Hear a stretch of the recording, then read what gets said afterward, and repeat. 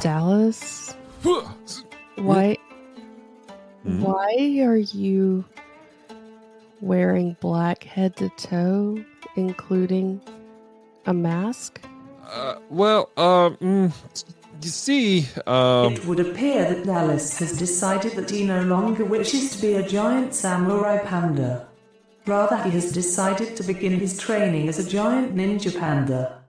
The transformation is somewhat akin to the transformation of Jinsekai in Ghosts of Tsushima. Wouldn't it be better to just, watch that new show that Netflix came out with? I mean, maybe, I don't know. Let's do that. Take the mask off, and then we'll go watch the show. Glix, what is going on? We are receiving a signal from a new area on the planet Geekery. Alright, let's see what the planet has for us today. Opening forms in 3, 2, 1.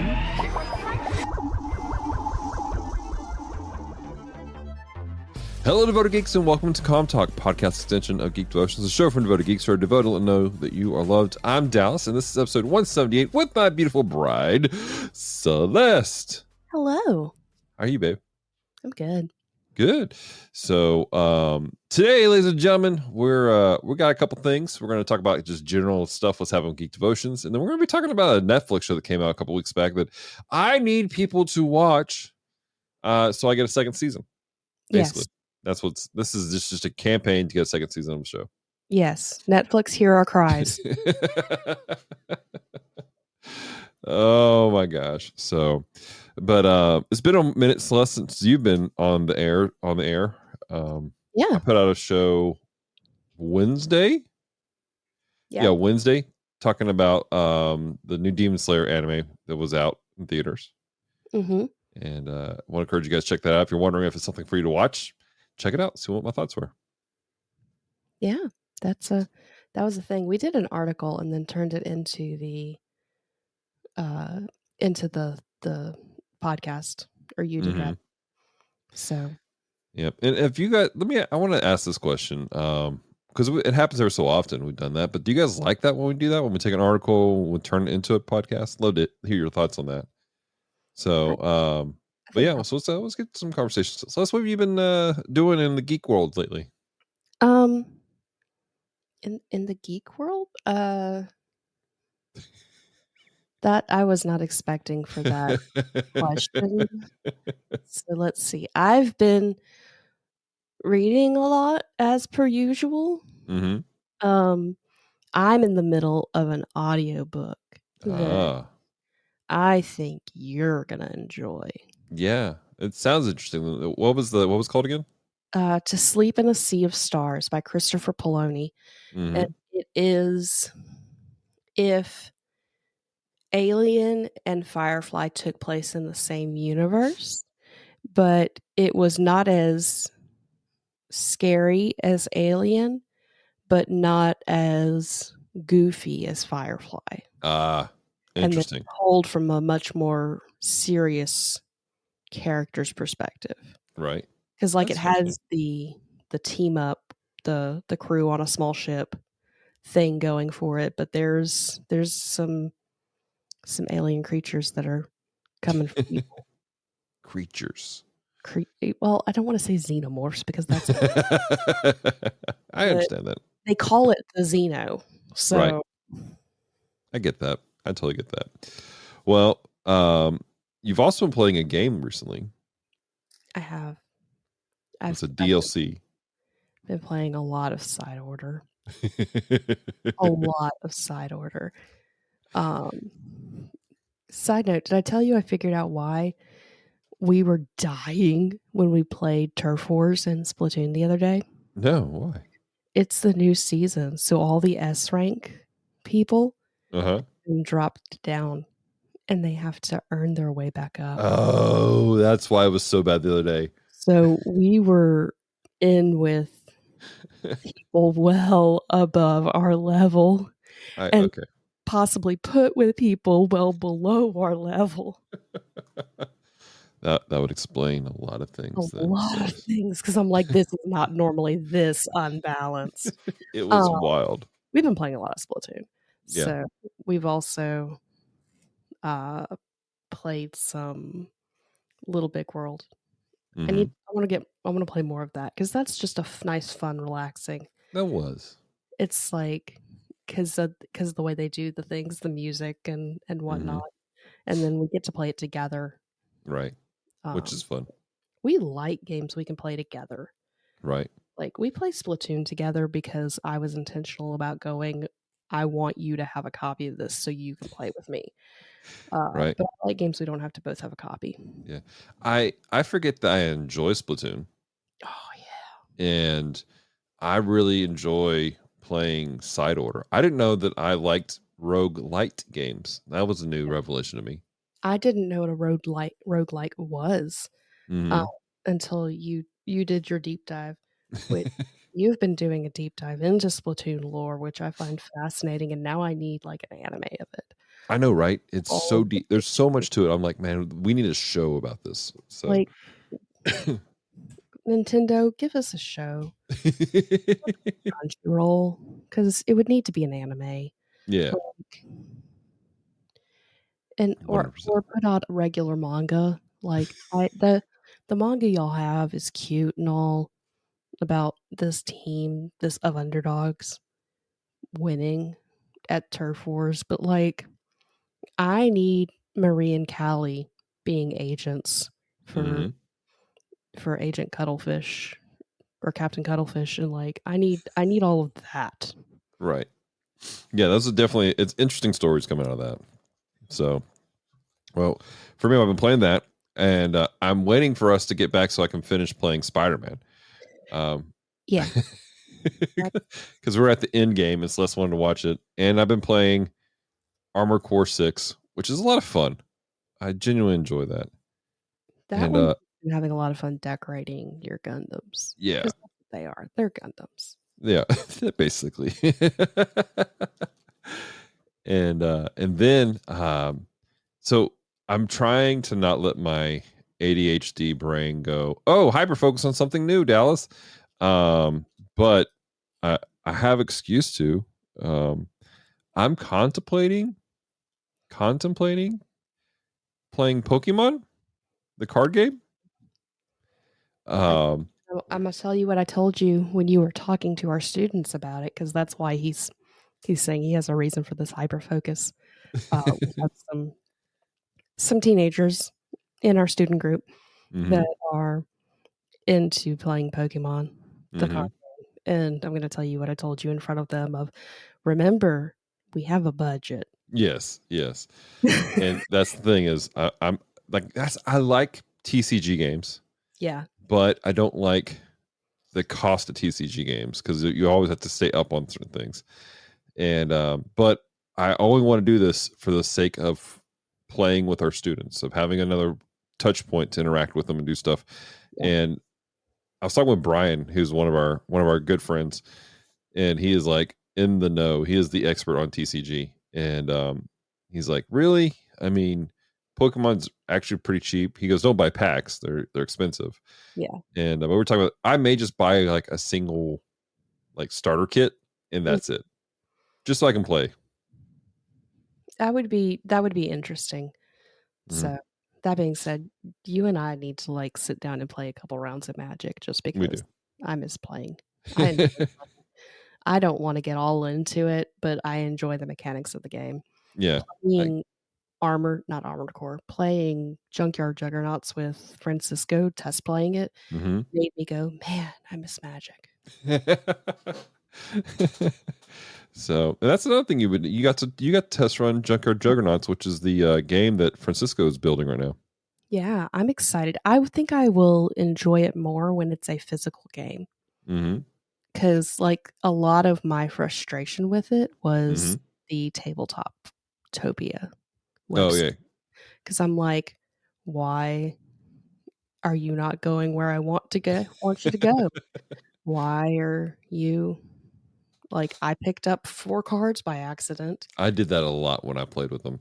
And And that's then the I mechanic. was like, I don't know how to turn this back over. So here's this card, guys. Sorry. For context, there's a website that allows you to build your own like card game on their website. It's actually pretty interesting because they also allow you to play a lot of the board games that are like really fascinating that we would probably play, except we don't have time. Indeed. Time with friends who could play with us. Yeah. So it would be easier to play in that setting because it's a website, not my table. Right. Exactly. So, but so Francisco's built his entire game in that, and so he's been doing some beta tests and everything like that. So I'm excited to see the final product of it. I am too. I'm excited for the Kickstarter. Yeah. Because again, I want physical. It was fun. I had enough fun that I was like, I would buy this even if it wasn't Francisco making it. Right. Because this is the type of game that you and I would either play together or grab friends. Mm-hmm. It's not really meant for 2 players. There is a way to do 2 players, I believe. I believe he's built that into the system. But then it's like you both are fighting the warlord, I think. I can't remember how he said he was going to have it set up. Yeah. But that's the thing is he created contingency plans for all that. Nice. Mm-hmm. Like he's really gone above and beyond to think through this game. That's what Francisco does. He goes above and beyond. Mm-hmm. So, but yeah, I'm really fascinated with that game, and when it becomes physical, right, I want it because again, it sounds like something that it felt like something you and I would have fun playing. Oh yeah, totally, 100%. So cool beans. Well, ladies and gentlemen, did a lot of talking. Let's continue the conversation with our actual topic for today, which is a Netflix TV series that they just dropped. And I say just dropped. They dropped it 3 weeks ago. Is that when it came out? And mid-February, and this is the beginning of March. Yep. And so we liked it a lot, and we want to talk about it. And that is House of Ninjas. And just kind of the description on IMDb, the Tawara family, the last shinobi clan, it had abandoned its roots after an incident in the past. Now the family must take on the greatest crisis in Japan history, one that threatens to shake the nation to its core. Da, da, da. Oh my goodness. So it's an 8-episode series, and it was created by Dave Boyle, and Dave has done things I've never seen before. I'm just gonna be real with you guys. Big Dreams of Tokyo, White on Rice, Man from Reno. I haven't seen none of these things whatsoever. Sounds humorous. All right. So I can't speak to that, but it's got an interesting looking cast. One of them is a guy named, and I'm going to butcher all these names. We both Yosuke Ugichi, and he plays the father of this family, but he also plays characters in the Ronin Kenshin movies, live action movies. And he was in a movie called Silk, and he does a lot of like really interesting movies. It looks like that. Just looking at some of the titles of some of these things, I'm like, I'd check this out. This looks like fun.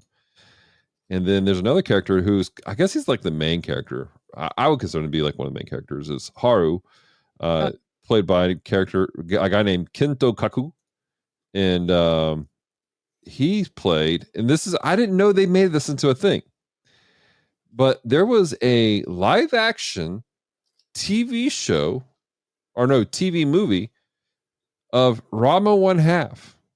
And I had no idea this was a thing. I feel like Japan has been keeping the live actions to themselves. They're like, we've seen what America does to their live actions. We're just gonna keep it over here. Just keep it in house. Y'all don't get to know. Like nobody talks about it. Don't put it on the internet. This is a Japan only thing. Like, so, and honestly, like I can't blame you. Yeah, I can't either. And so, but also something we would recognize is he is in the Spy Family movie Code White. The one coming up next month. Yeah, Luca, the character he plays. April. So we have a reason to go. If it comes to our theater. God, I hope it does. Oh my goodness! Wait, is it come out in April? Yeah. Here. Oh my goodness. Let me Google it. Hang on. No, I think it comes out in December. What? Dumb. Pretty sure it comes out in December. Hang on. We're now checking. When does Code White come out? Nope, April 19th. Sure enough. Yes. I remembered because that's Noah's birthday. Ah, I see. That is my little brother's birthday. So gotcha. It's already come out in Japan. So this is when it's coming to America. Without understood. Right. So we get to watch it. I think it came out in November of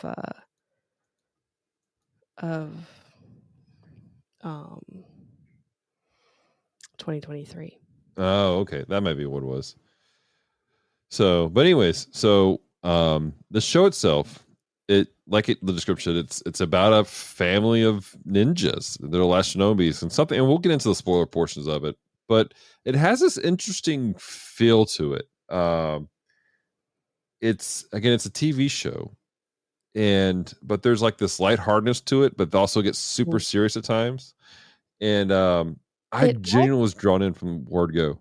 It rides a real good balance of being serious, but also not being dumb. Mm-hmm. It has a good humor to it, but it's not a oh my gosh, I'm gonna like just be super goofy, which Japan does. Like that's a thing, and we appreciate that when it's a thing. But I think for this, it would have made it not as entertaining. Yeah, because of the seriousness of the story. Right. So the whole series itself, though, it kind of carries over this conversation while it's balancing the goofiness, but also the seriousness of certain things.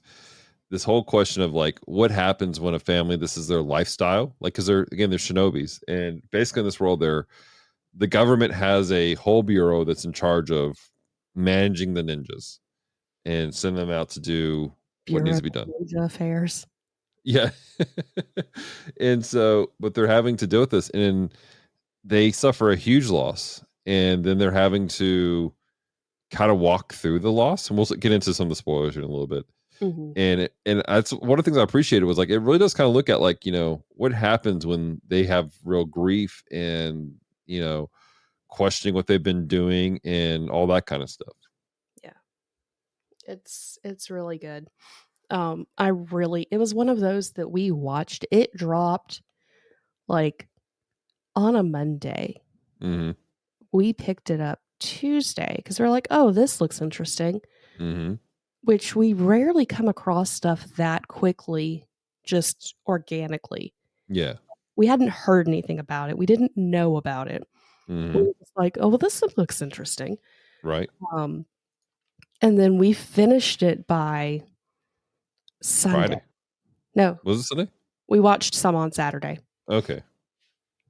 I'm almost positive because we had stuff going on during the week that week. So we were able to just like binge through it. But I'm almost positive we finished by like Saturday night, Sunday afternoon. Mm-hmm. Went to church, came home, and watched House of Ninja. Right. Yep. That was basically what we did. And it was just really good. Like, it drew me in the entire time. It also was, even with the seriousness of the nature and there is blood and gore. Mhm. Even with all of that, it was really hopeful. Mhm.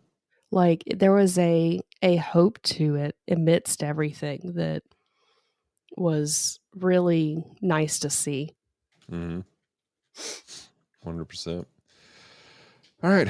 Well, really, we can't get too deep into this conversation without giving spoilers. Right. And so, what we're going to do is we're going to take a quick little break and come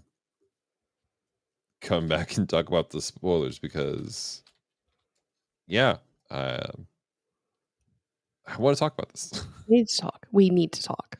All right, guys, we'll be right back after this quick little break. This podcast is a proud member of Culture Box. Whether you enjoy geeky reviews, comedy, or original fiction, you can open up the Culture Box and find something excellent for your soul. Point your web browser to culturebox.media. In a world where live-action movies reign supreme, two awesome dudes are keeping things animated. If you want to hear a couple of animation nerds gush about the movies they love, then hop, run, or fly on over to The Cellcast. Available on most podcast platforms.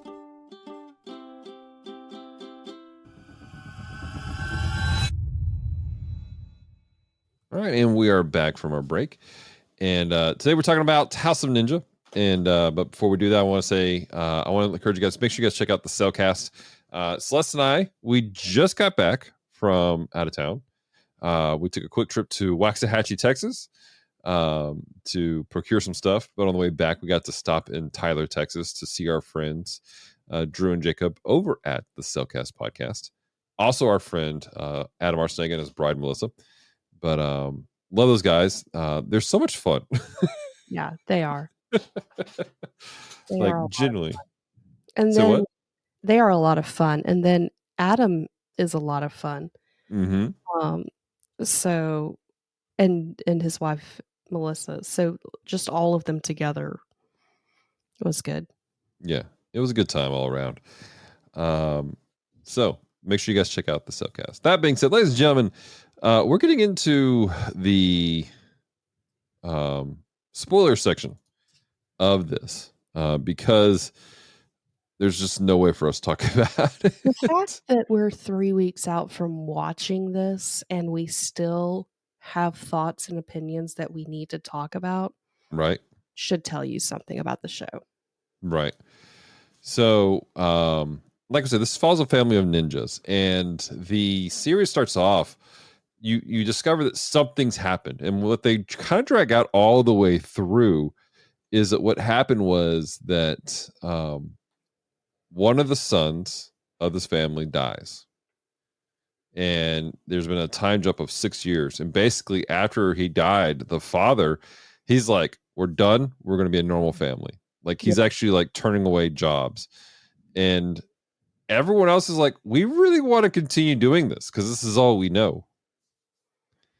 And it becomes a really interesting conversation. The one of the daughters, she's like secretly continuing to practice. She had a real close relationship to her brother who died, and so she's still doing this. She's still being a ninja. She's still going out and doing her thing, and like she's stealing stuff and returning it 3 days later. And it's becoming like a thing. Like she's got an Instagram showing it. Yeah, it's whatever.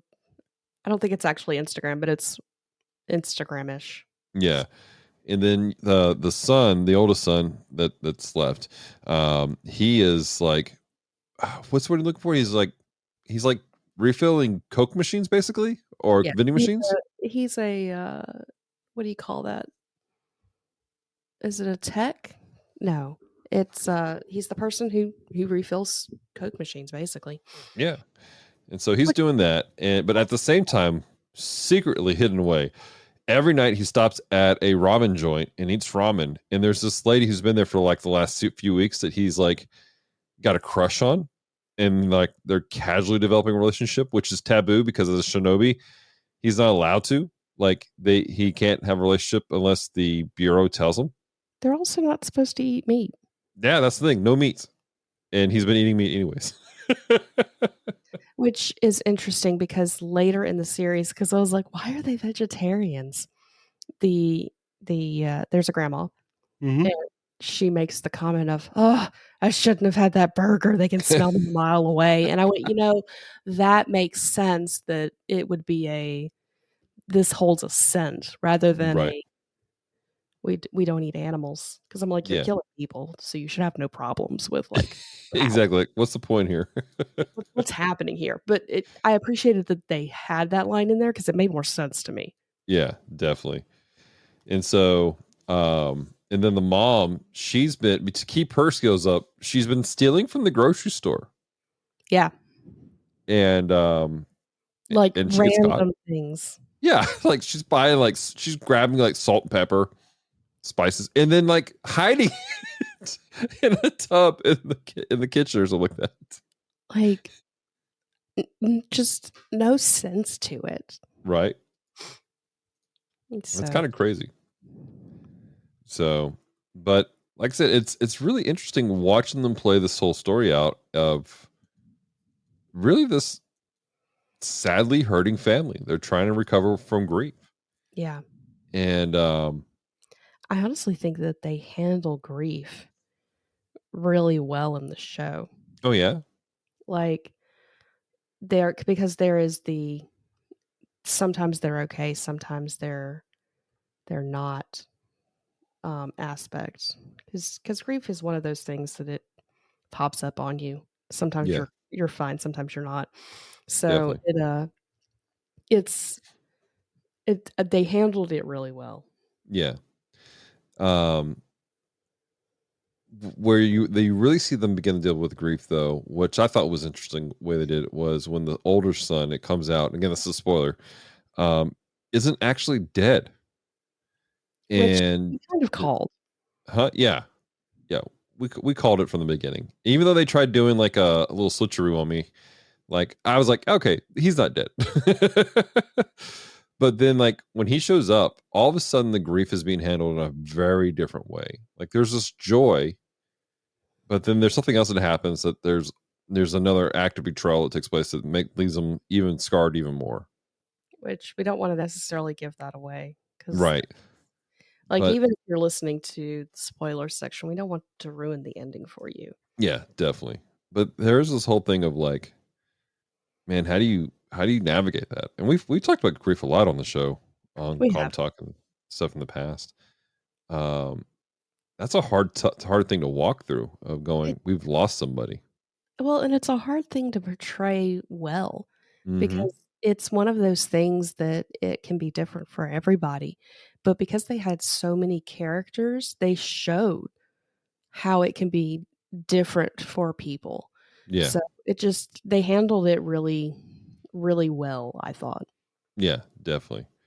So, but again, that's just like the basis of things, is this family going through grief, trying to survive life. And then outside of that, you have the history of the shinobi, the ninjas, which again is kind of obscured in and of itself. And it's like, it's rooted in Japanese life really, really interestingly.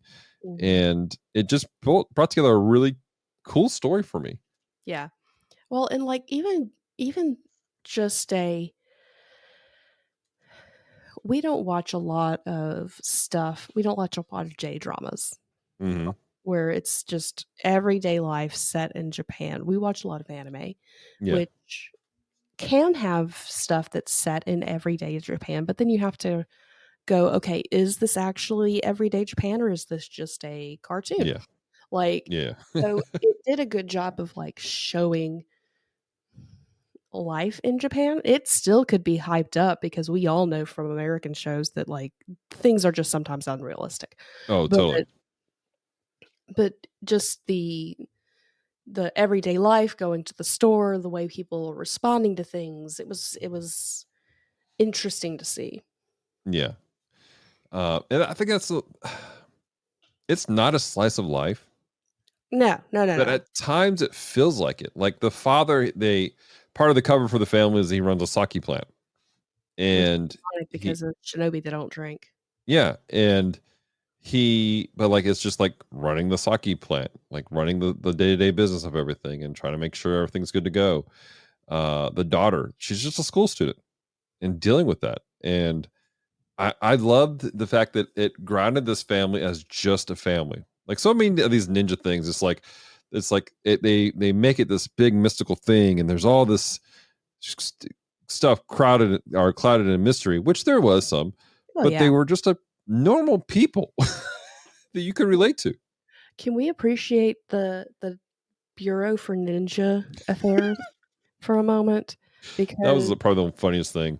My dude who was just reading manga and watching anime, so they knew how ninjas and shinobi were seen in popular culture. Yeah. It's one of those things. It makes sense that if they were, I mean, they might be real. I don't know. But if they're real, that there would be a segment of the government that would need to go, okay, how are they perceived? Mm-hmm.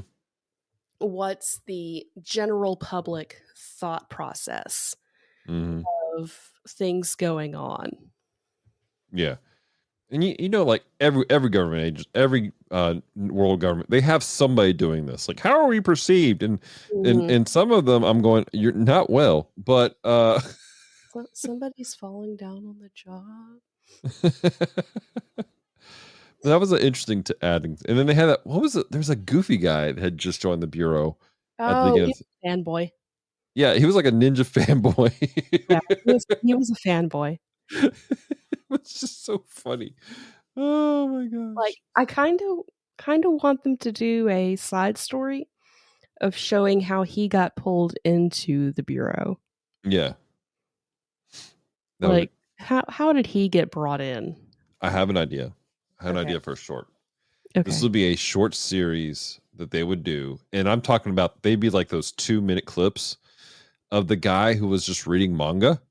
and the guy who's just super excited, just them like as a slice of life, just doing like going to the manga store or fitting things in between the other stories. Like at one point they're searching through paper because there's been a murder, right? A mass murder, and they're trying to figure out what's happened, who's died, why they've died. Who killed everybody, because everybody on a boat dies.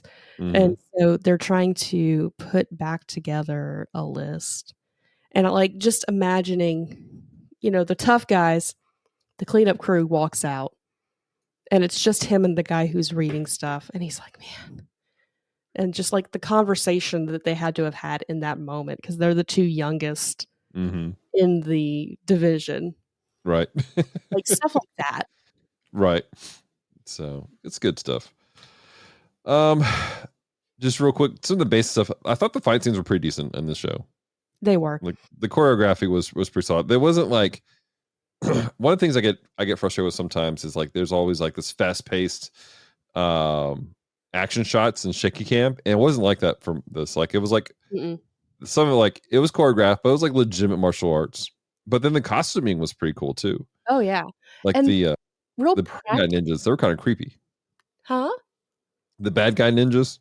Oh yeah. The family, the shinobi family. Not the bad guys, but the ones that it focuses on. They're wearing like tech gear and ordering things off Amazon and well, I don't think she was supposed to order things off Amazon in that one episode either, but it kind of grounded in reality again. Yeah, it did. And that was the thing.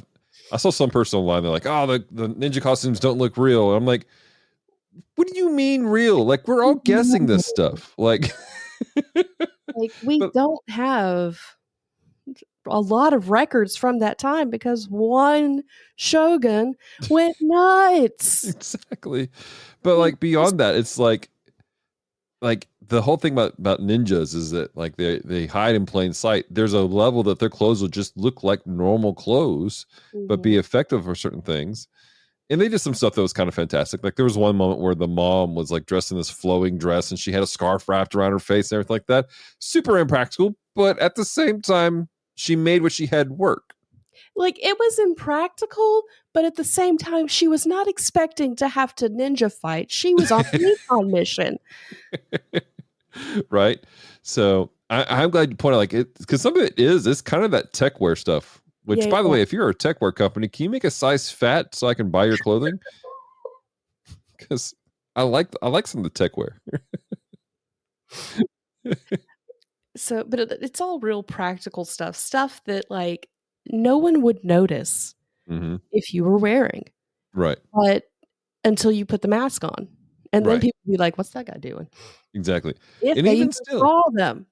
Even still, like there was a whole scene where like the son was like walking around town, and he's just got his hoodie up. I mean, and he's wearing a mask, but it's more like one of those, we call them COVID masks now, but I mean they wore masks all the time in Japan. Like he didn't stand out. Yeah, and that was good because this was at the point where they were like, Dad was like, "We are a normal family." Like, no, you're not, dude. No, you're not. Yeah. Normal families don't have whole secret layers in their house. Exactly. Well, that brings up an interesting conversation of itself. Is this family been raised with a purpose, with a mindset of doing certain things, and then to have that purpose just ripped away from them suddenly. And even without it, because there is a younger son who was very young, and things went down, and they originally were like, "No, we're not doing this anymore." And so he's like 7 or 8, and he doesn't know anything. They've kept it from him, and when he finds out, he makes the statement, "I knew something was different about me, but I didn't know what." And he had a talent, because this is a familial thing that wasn't being realized, wasn't being seen. Awesome. But his whole thing was like, it wasn't being fostered, and he felt different from his family themselves. Yeah. He was the most normal out of his family. But he knew that it wasn't right. Yeah. Like he knew that he was different, and he didn't understand why.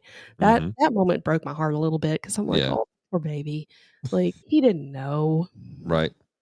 He just wanted to be part of his family, and he couldn't because Dad was trying to rob the identity of the family. Oh.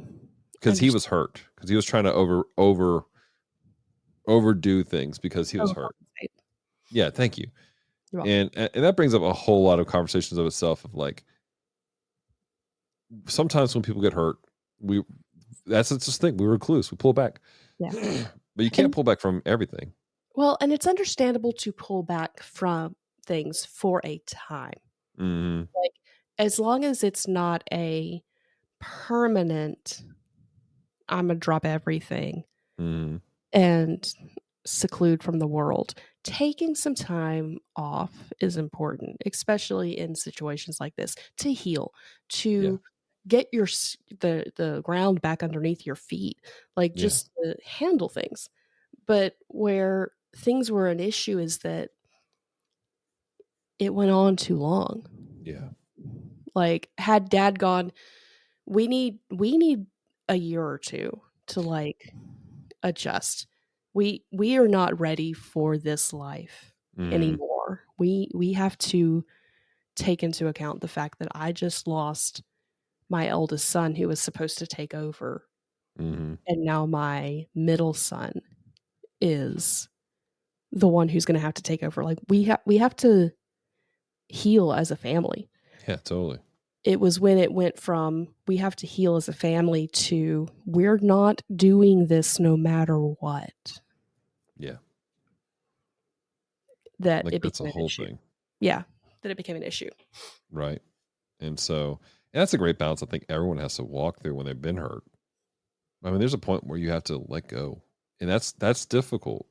Because the mindset is, oh, if I move on, then I'm acting like it's not a big deal. No, it's still a deal. It's still a big deal that you were hurt. We're nobody's saying that. But I mean, you cannot live in the tragedy for the rest of your life. Because then you're doing a disservice to the rest of the family. It's not healthy for you, because then you are robbing yourself of someone who is able to take that and use it for other things. Mm-hmm. Exactly. So, all right. Well, it's got a little bit deeper than I thought it was going to, but it's cool. So y'all. Bottom line is, because it ends at a cliffhanger. It does. Oh my gosh. Well, I say it wraps up the story, but then opens up another doorway for season 2. Like, they did a good job of wrapping up the main story, but I need more of this world. Yeah, definitely. And I need more of it myself. It left on a good cliffhanger that we can explore for season 2, Netflix. Yeah, let's get on it, Netflix. Don't leave us hanging.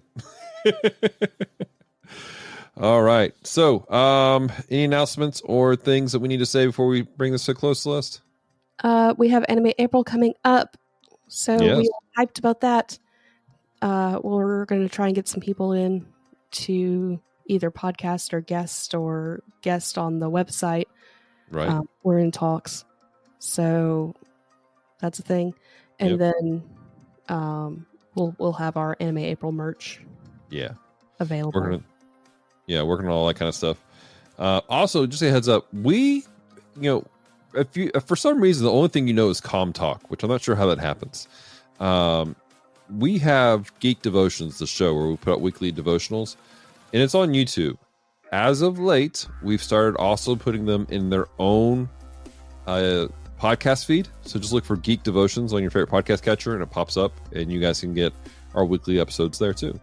Yep. So, and then we also just had an episode of the Bottom Shelf Drop, where we talked about Lady Hawk, and we asked the question whether or not it's good. We also just had an episode of We Read Allegedly Drop, where we talked about Musashi. Ah, yes. That was a lively conversation. Lively. Things got spicy. So if you guys want to check those out, make sure you guys look those up in your favorite podcast catcher. Well, Celeste, you want to land the plane for us, babe? Sure. Thank you so much for taking the time to listen to Com Talk today. If you have loved this episode, head on over to Apple Podcasts or Spotify to rate and leave a review. It is very much appreciated. So until next time, stay devoted. Peace and love.